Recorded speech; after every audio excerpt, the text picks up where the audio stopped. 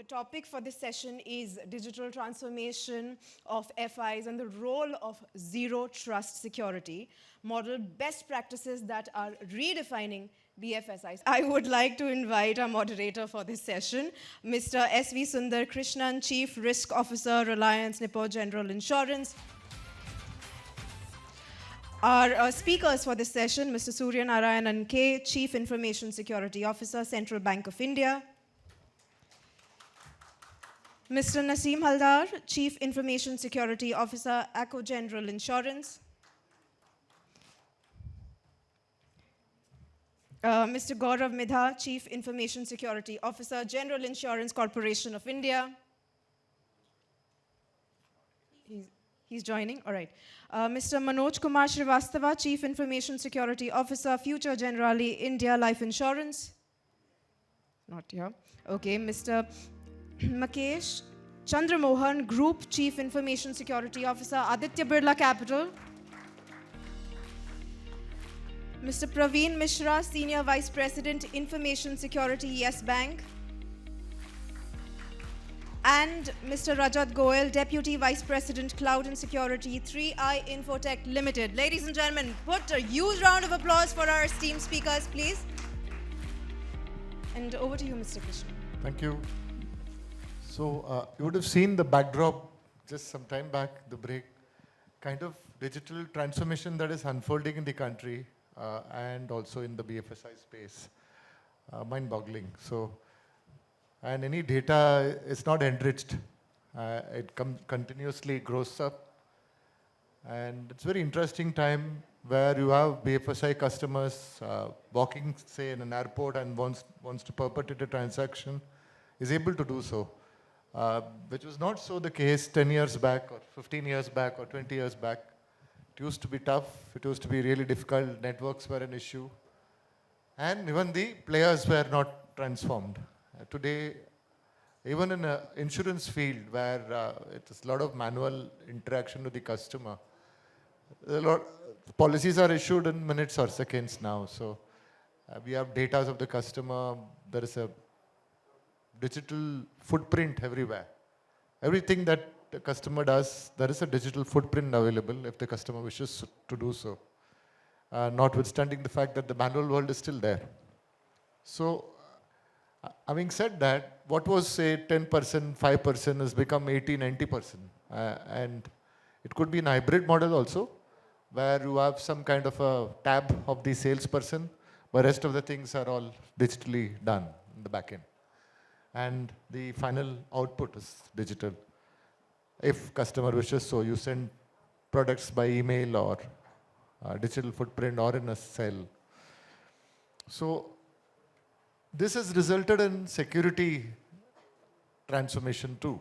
And how do you ensure a port is secure? How do you ensure a device is secure? How do you ensure a mobile is secure? How do you ensure a digital footprint is secure?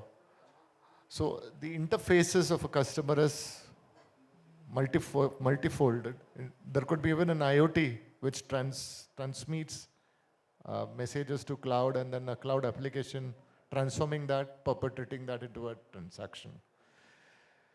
So in the midst of this digital transformation, how do you ensure availability of secure data on each and every layer of transmission? The channel, port, device, etc. So this is the question I would like to ask very eminent panelists out here. So I'd leave it to maybe left to right. So Makesh, you want to try or Rajat? Yeah. So good afternoon. So the topic got changed, to be honest. I think it was kept zero trust and morning when discussion happened, we ourselves felt that it was discussed enough. And we thought, okay, we will pick up a different topic, which can be a session which can be interested.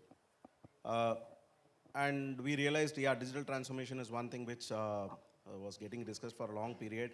And I think we all have realized during this pandemic, definitely the pace of digital adoption in the whole business life cycle has improved a lot, where there is a heavy dependency which was created and if not at least near to 100% of the whole life cycle, starting from actually looking at the leads, generation of the leads, approaching for cold calls, getting onboarded the customers, servicing them, and even post the business is completed.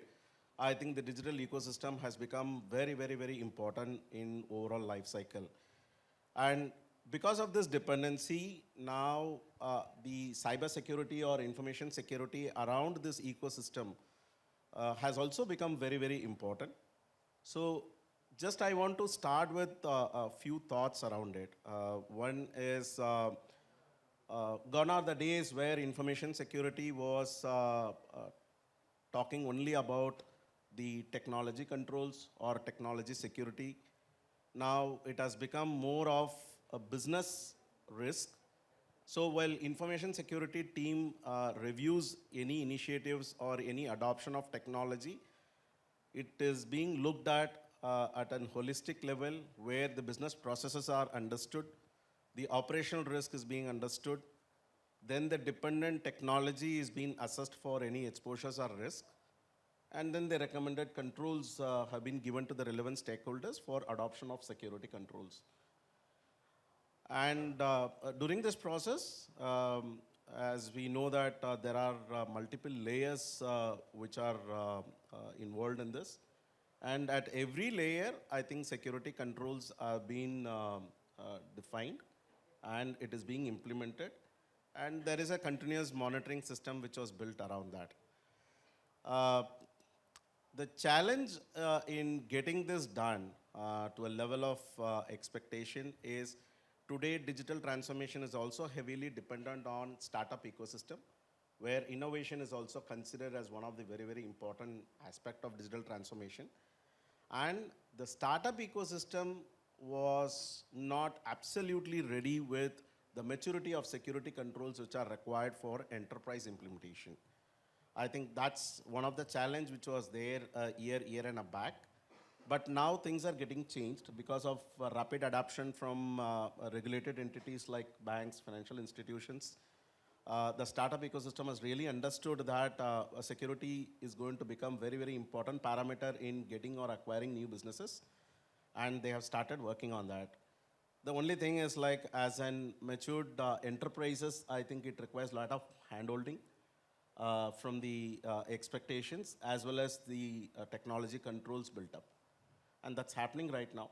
And hopefully going forward, we should see a lot more coming into the picture where the security community will come together to ensure that the digital transformation, while it is getting implemented itself, it is going to have a secure ecosystem around it.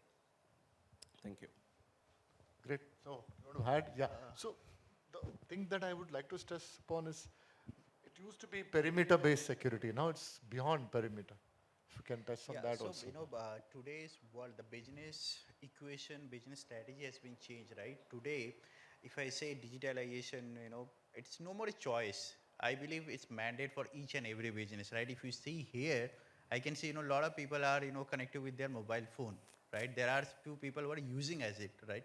So it's no more a choice. We have to be. At the same time, I would say, security started like that. Security is one of the enabler for your digitalization.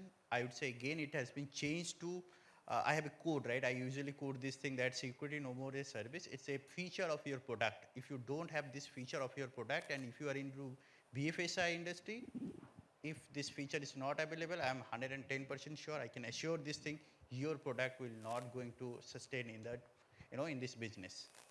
So that is the one way, I would say one liner for me, that you have to be, security and digitalization, these things should be together.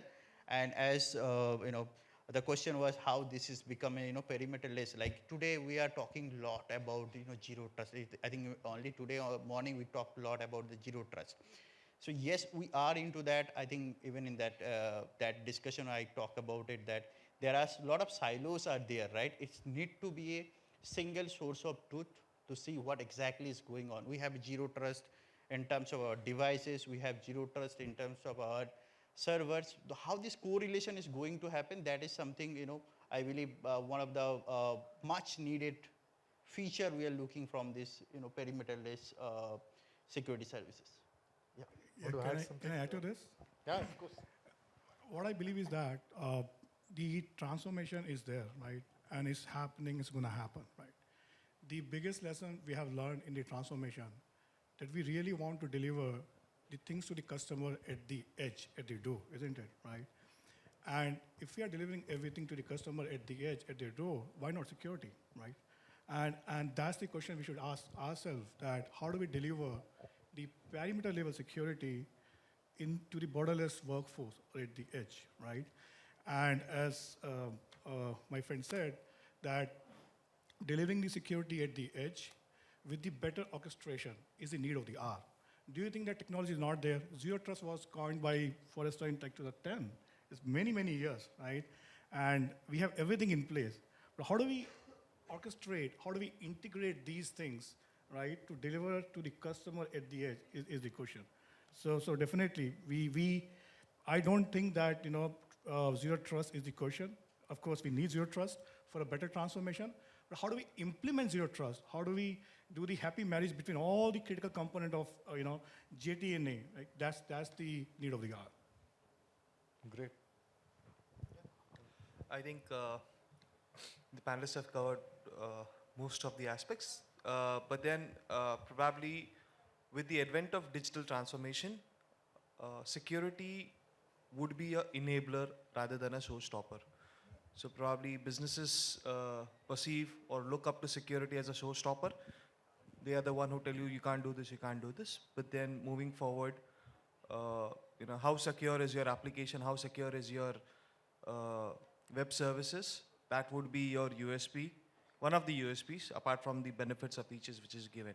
So now that's where Zero Trust can play a role. And I think the term is just 2 words, but then getting into practice is a different challenge altogether, because getting XDR or other, I'll name some of the solutions are part of it: XDR, network anomaly detection, microsegmentation, application ring fencing. These fancy terms, when you put it on practicality on the ground, it's a challenge, but then it's a need of the hour, and probably very soon, because we have to shift security to the left. Probably you must have heard of the saying. So when we build the product, we have to consider things at that moment, not after when it is implemented. So if we take that approach, then probably implementation could be easier.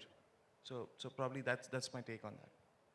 Great. So digital transformation, as you can see, is unfolded into perimeter and beyond perimeter. Yeah. And it means providing customized access to customers, users, and also providing solutions where security would be enabler and not a stumbler.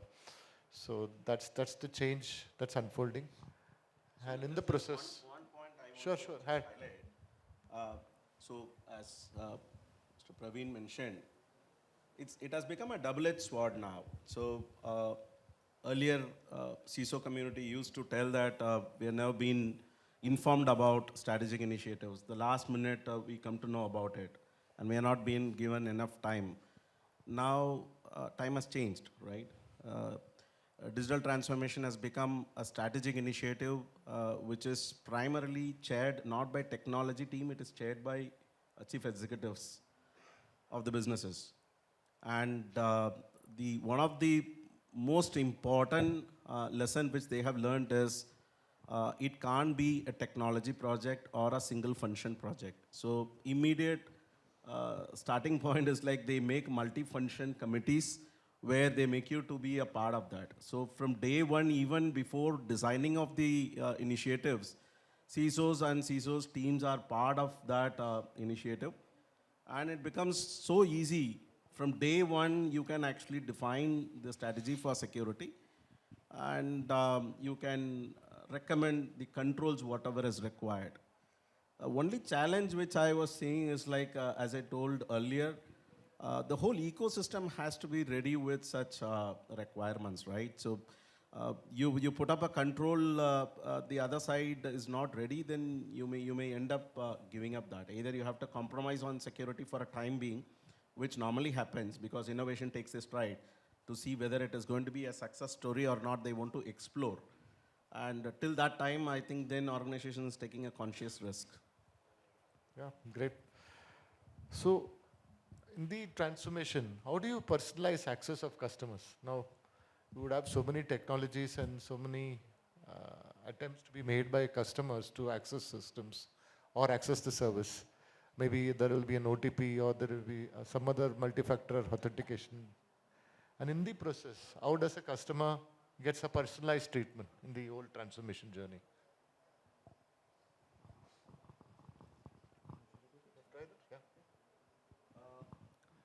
So, personalization is the key word right now. So,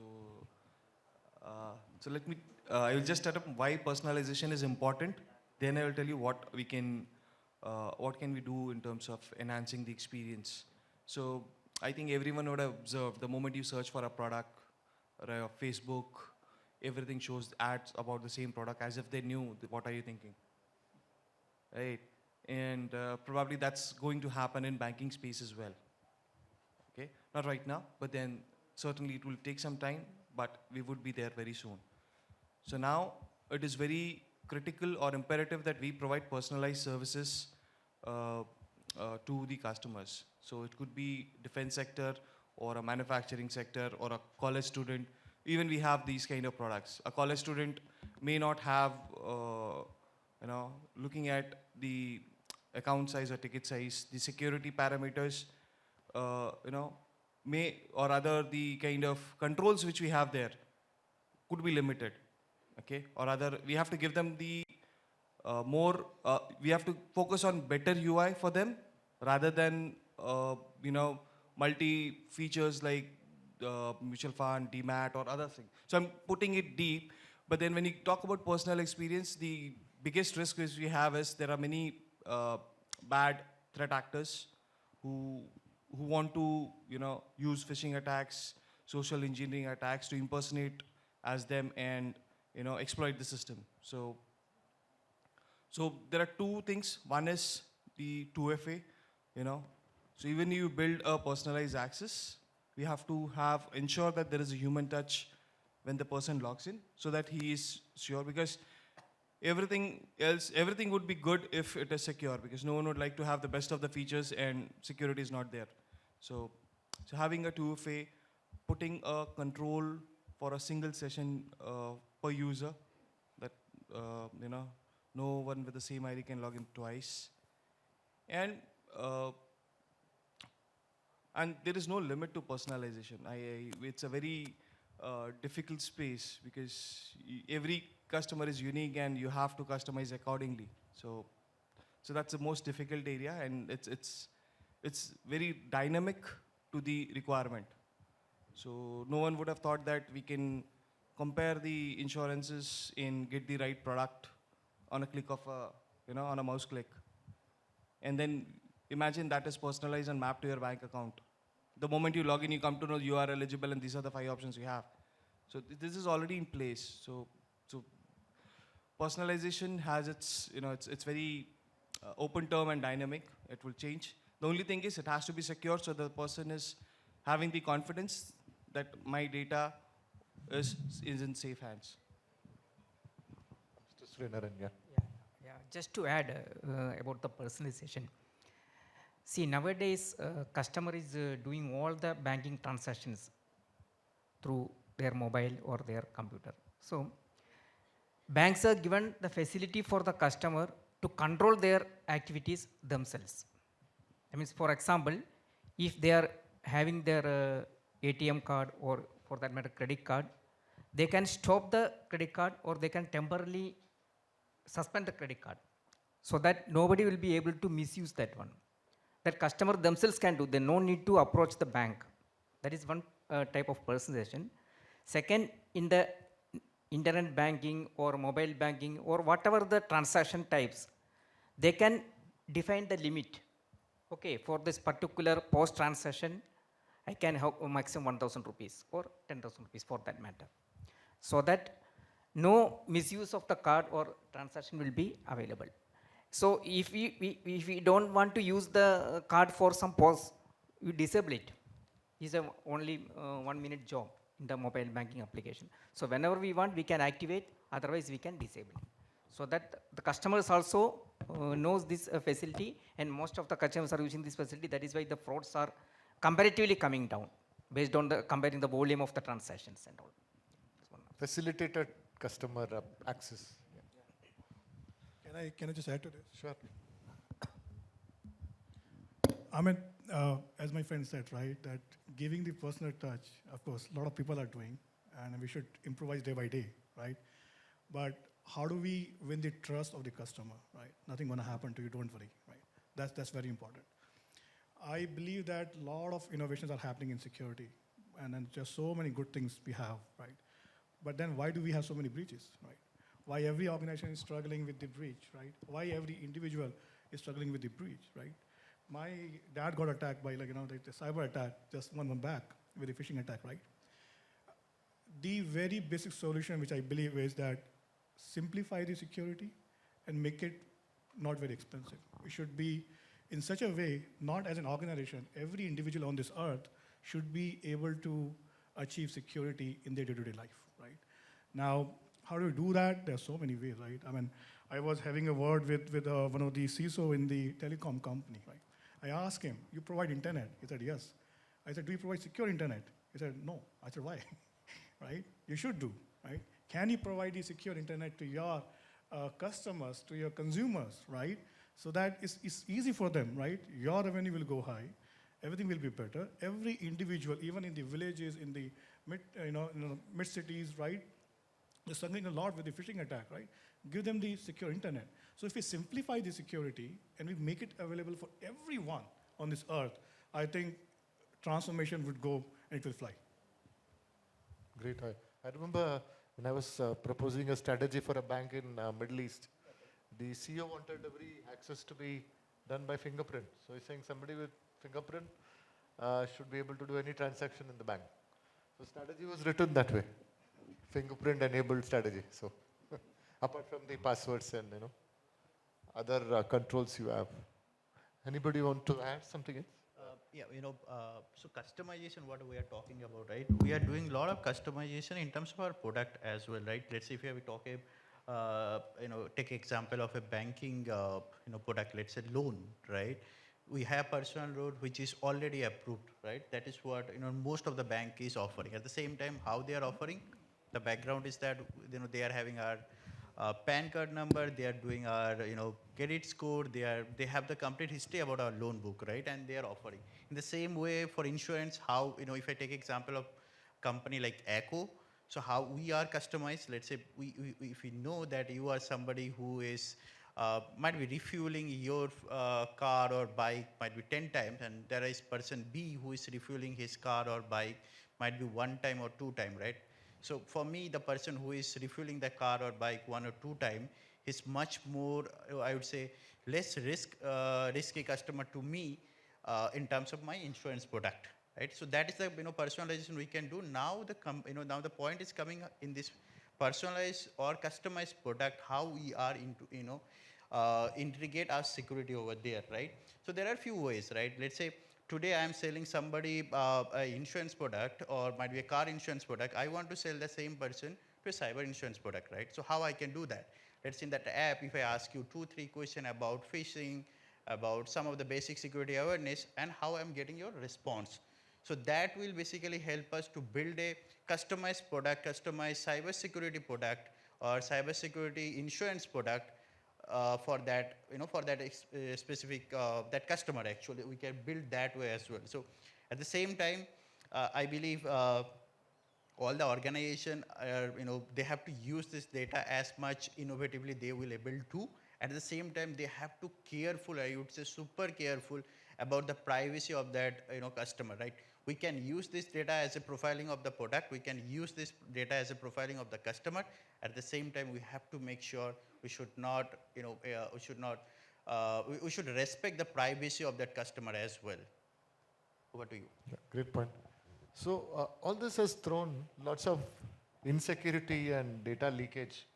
I mean, we will talk about third net or the web, and you need to hire then consultants to see how much is there in the dark web, what are the leakages of customer data, and so data leakage is a bit of an issue, or it's rather a bigger issue, and you also get lots of ransomware attacks and attacks based on that.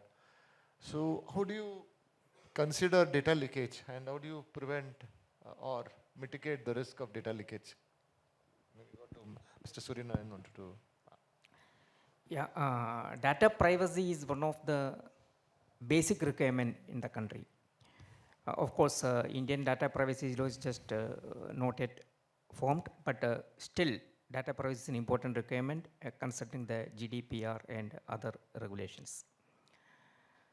So in banking industry, there are so many customer data.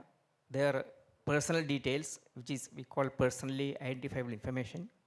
So that in banks it is stored in the encrypted format, so that even if somebody get access to that data, it will not be useful for them. Second, the basic hygiene like USB blocking from the endpoints, so that nobody will be able to take the data from the systems. And when even when we are sending through mail also, if somebody tries to send some mail with some confidential data, there are solutions available like data leakage prevention solution. Of course, any solution is not 100% perfect or 100% useful, but still we had some satisfaction that, okay, we are doing this one. Then when we share some data to some other external parties for some business purpose, we can have this DRM, this is digital rights management solution, so that we have control over the data, what they are doing. So after a certain time, we can delete the data. But the very basic thing is the basic hygiene of the user awareness, the employee awareness. They should know which is confidential data, what they are supposed to do, what they are supposed not to do. That way, this employee awareness is very much essential. Of course, as I told earlier, this 100% data leakage prevention is not possible. Technically, we can control a certain part of the data leakage, but if somebody wants to share the data, nobody can prevent that. No technical solution can prevent that one. For example, if we take a photograph of the screenshot and sharing to somebody, there is no solution to prevent that one. And if I'm sharing the data orally to somebody, there is no prevention. And again, this personally identifiable information like Aadhaar data and all, it is already UADA rule is that it should be vaulted, so that no Aadhaar card should be displayed or stored in plain text. It should be that type of important data is already encrypted and stored in the systems. That way, banks are preventing this data leakage to a certain extent. Rajat, you wanted to add? So. Yeah, I mean, that's my favorite topic, by the way. Like, I was talking to one of the fellow here, right, and from the bank, and he asked me, hey, Rajat, how do we do the threat management, without impacting the privacy, right? And I said, yes, that's what even I'm trying to do in my product, right? There's something called ETI, Encrypted Traffic Inspection, right? Now, when I work with a lot of international banks, especially from the Canada side and the California side, they have new privacy law now, right? I think it's very, very, very important that how do you do the threat management, It could be data leakage, it could be anything, right? Without, impacting the compliance, okay? And that's where, we have to really leverage AI and the ML, right? I really discuss with a lot of R&D people, they say, no, this is, the efficiency is the question mark, right? I myself, one of the area I'm working right now on the product side has achieved the threat management and the zero-day threats without looking into the packet. Within 30 seconds, I can identify that without decrypting the packet, right? That's what we have to work on, right? That's where you will win the customer confidence, that please do business with us, right? And we really provide you a fantastic threat management, but we really don't look into your data, right? So yeah, I think ETI is going to be the next thing, And it's already there, right? A lot of organization trying to achieve. It's just a matter of time that how do you really mitigate 100% threat, vectors with this approach. Yeah. So that's one. Anybody want to add something? I think it's summed up well. Data leakage is the biggest risk, in the digital world, because earlier, when things were analog, or I can say in the traditional methods, we had blocks or security guards as a control, but there is no perimeter to digital data, because it's not just you as a person or as an institution. Your data is used by many people. So I think Sir has covered the DLP part, how we can prevent in-house, and he has presented the future.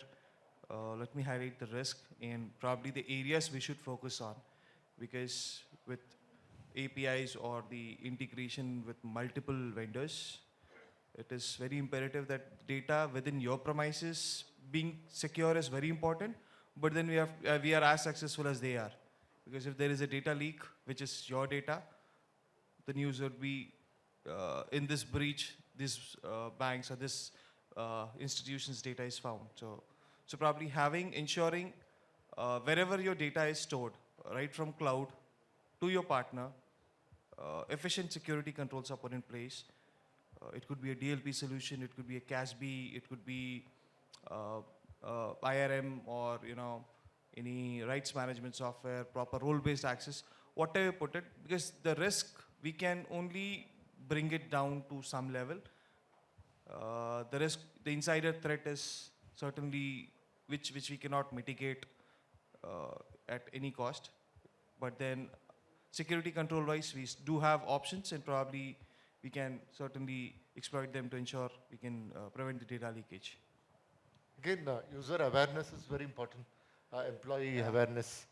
Add to Praveen, Praveen talked actually a lot, and he covered mostly everything in terms of all the solution. I would say one solution, addition to Praveen, there are a lot of partners are available who are offering dark web scanning about your organization, about your your top management. So that can be one more option. People can opt out to see what exactly is, what are the points they are discussing, what are the information has been gathered. So the thing is that, every company want to, pass certain information. Every company wants to,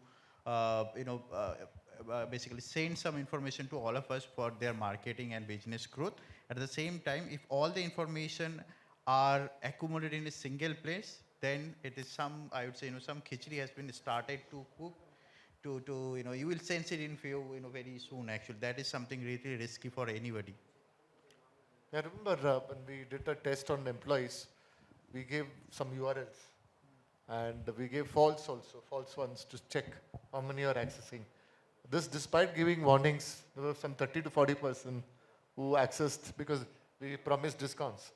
So, you have a problem, and then we unwind and we tell the employees, be careful, this is what you've done, and this is the damage. Yeah, actually, I agree. Even we have a similar scenario. The problem is, so irrespective of how much awareness you create, but a mail with a subject line that Louis Vuitton bag is with 90% off does tempt people, and they tend to give their credentials once they click on the link. So that's very challenging environment. But then apart from user awareness or sensitizing them, what risk they are exposing themselves as well as their institution, we are continuously doing that. But then the threat actors are again more advanced. They change from Louis Vuitton to Ray-Ban to gift vouchers, income tax refund. So it's a very difficult cat and mouse game. But then that's the reality.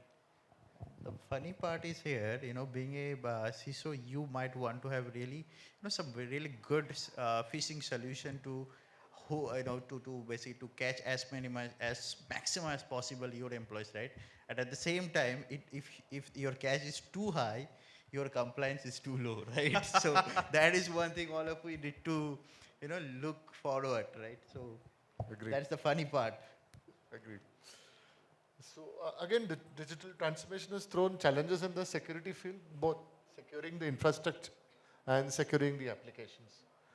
So somebody wants to add on what are the security new dimensions or challenges that are there in the digital transformation world? So one point, Sundar, I think we have spoken this topic also a lot of times, is like all these digital initiatives, I have seen majority of them were coming as a SaaS services or cloud adoption, right? Though cloud is also not a new, like Zero Trust we are talking about, it was more than 5-6 years now, a lot of people have adopted. But still there is a lack of knowledge in terms of roles and responsibilities and accountability, who has to do what. And always we have seen there is a huge gap in terms of actually who has to own and who has to perform certain activities. And of course, I think what kind of technology is required to secure the cloud ecosystem, what kind of contractual obligations we need to put up. So there are a lot of gaps, and cloud is becoming a very, very important factor in overall security strategy, because it's very easy to say that we are going to live with a hybrid model, but managing both DC and the cloud, and which is becoming much more complex, adding up to multi-cloud, multi-tenancy, SaaS, IaaS, PaaS put together. So you name anything, I think everything comes into a single architecture, right? So that becomes very complex to handle, because multi-teams are having different set of skills, and there is no cross-skilling which is happening right now. DZ doesn't have knowledge, or they are not very keen to learn about cloud, and cloud doesn't bother about the DC. And that's where we need to have a typical team who talks the language which can be understood by both the people. Yeah, that's one of the biggest challenge I see as part of digital transformation which is happening right now, in addition to the vendor challenge which I mentioned. Rajat, you want to add something? I think I'll stick to my basics, okay? I think Naseem was saying that the challenges are same, trust me.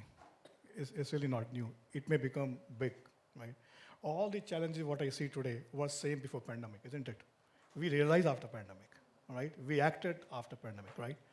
Now, when I talk to people, they say, boss, I have everything. You name any security I have in place. MFA I have, VPN I have, endpoint security I have. I said, then why the hell you had breach, right? So I think the orchestration is very important. I just talk on that on the earlier point. Also, I'll give you one live example, right? The program was slightly delayed, right? 1 hour, half an hour. And accordingly, all things were delayed as well. But the one guy was on time, the T-Wala, you know? I asked him, boss, people are having lunch, what are you doing here? So my time is there. So the tuning between the ecosystem, the orchestration between the ecosystem is very important, right? One recent breach happened, I'll not name the company, it's not good to have, but one of the company user, he was working remotely, and he had VPN, endpoint security, everything. He synced the password to the browser. Hacker got the access to the browser password, taken the password, access all the payloads, boom, right? And all security were there. So when they talked to me, I said, okay, have you identified divide? Yes, we did. Did you had VPN? Yes, that was compromised. Did you had MFA? Yes. But do you know that this device is belong to this user, right? So what I'm trying to say is that, there's small thing which you have to implement. If you bind the user to the device, your credential theft problem will be mitigated completely, isn't it? Doesn't matter who steal your password, who steal your what, but if I steal Naseem password and then try to access his payload, but system says, boss, credential is correct, but this is not for Naseem machine, get lost, right? So what I'm saying is that orchestration is very, very, very important. Doesn't matter how much zero trust you have, doesn't matter what security you have, until you do the happy marriage between them, this problem will always be there. And that's where we have to, as Praveen was saying, the security should not be the roadblock, to the transformation. If we have to, then we have to think about the orchestration. So you'll have to build scenarios and check them? But not exactly. Yeah, scenarios would help, one. But probably, I would say, like, SASE, we are talking a lot about SASE, right? After Gartner coined this term. The convergence of networking and security is very important, okay? Now you define the networking processes, you define the security processes separately until you merge them, until it go hand in hand. I don't think it's going to work out. So that's very important. Very good point. Yeah. Anybody wants to add? So, so the challenge of putting a security control at the first place. So over a period of time, yes, the teams, business teams, IT teams have evolved. But then as rightly said, implementing everything. So people say hybrid model is good. You have one in DC, one in cloud. If that is the case, ask the security guy, how is he managing the security of both the places? Because cloud has a separate set of controls. And what applicable in cloud does not apply to the data center. And then making sense of both of them, how it is accessed, how it is managed, is the most difficult piece. So probably the biggest challenge what we have is identifying what is needed to be secured, okay?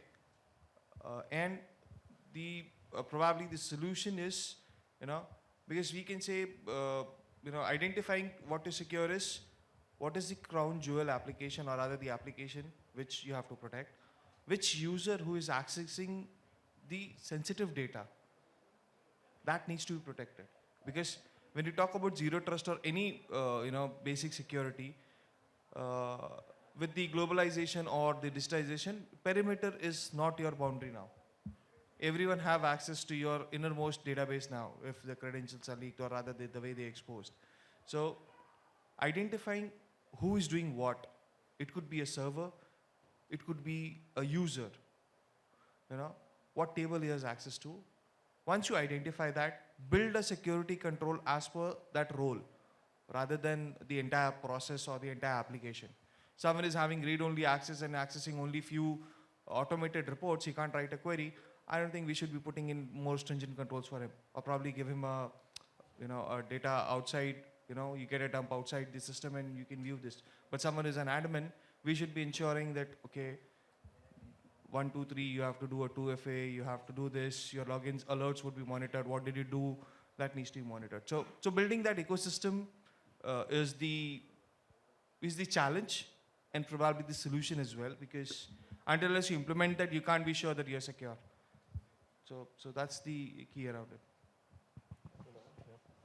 I think we talked a lot about infra security. There was one more part, app security, application security, right?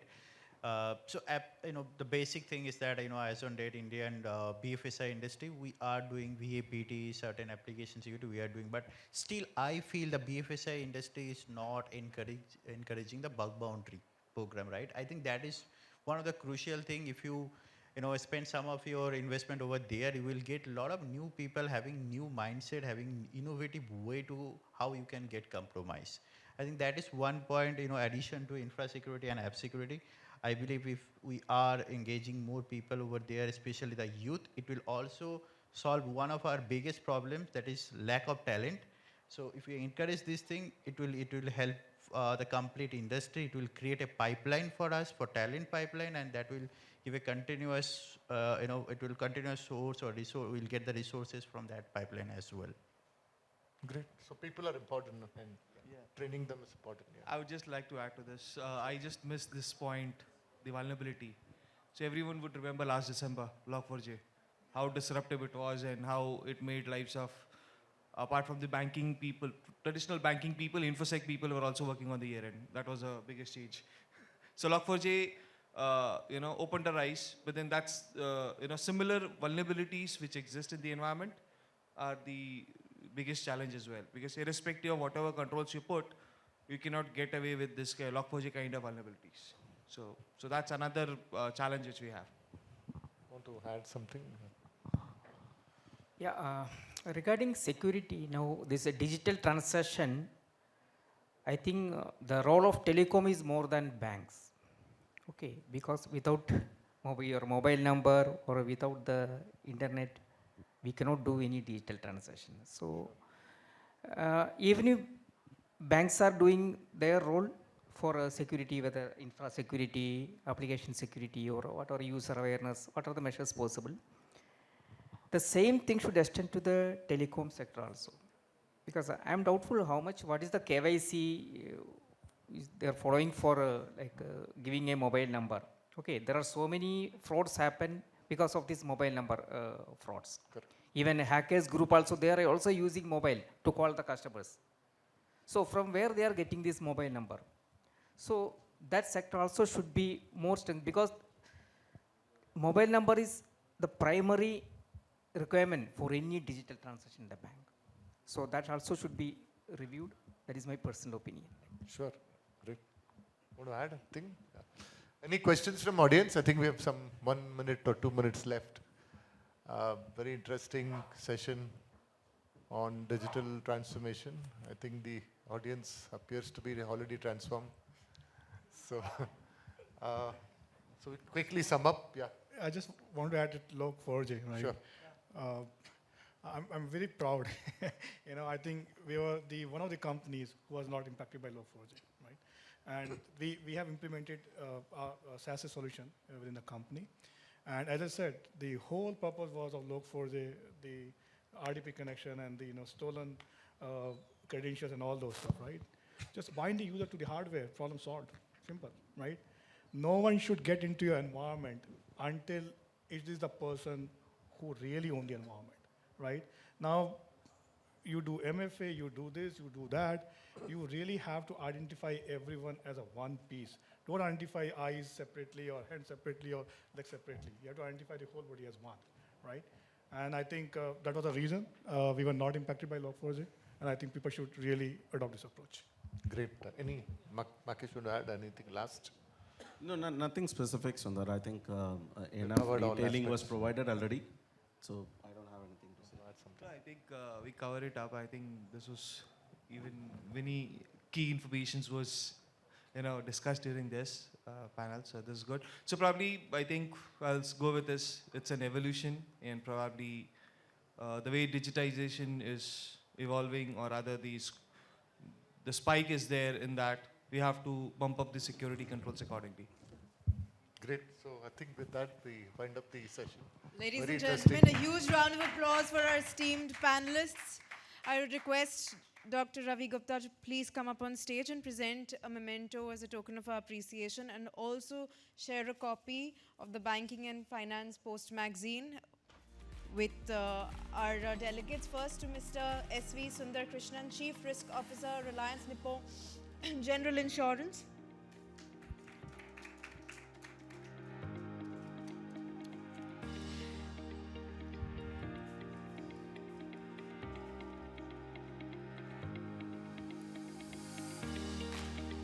Next to Mr. Suryanarayanan K, Chief Information Security Officer, Central Bank of India.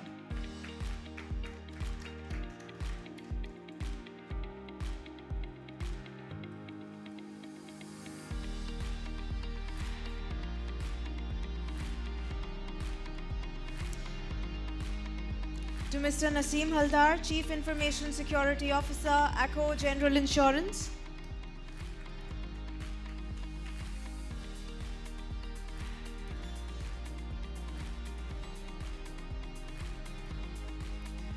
To Mr. Gaurav Midha, Chief Information Security Officer, General Insurance Corporation of India. Mr. Makesh Chandramohan, Group Chief Information Security Officer, Aditya Birla Capital.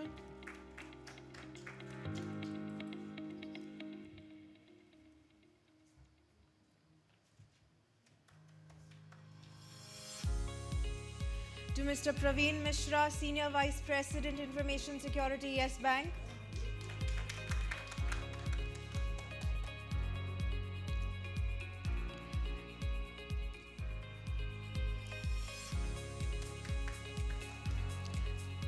And to Mr. Rajat Goel, Deputy Vice President, Cloud and Security, 3i Infotech Limited.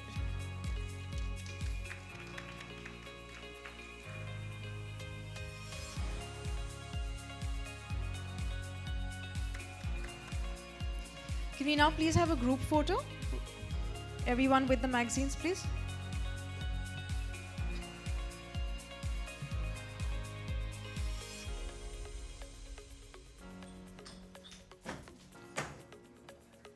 We'll have it sorted, sir.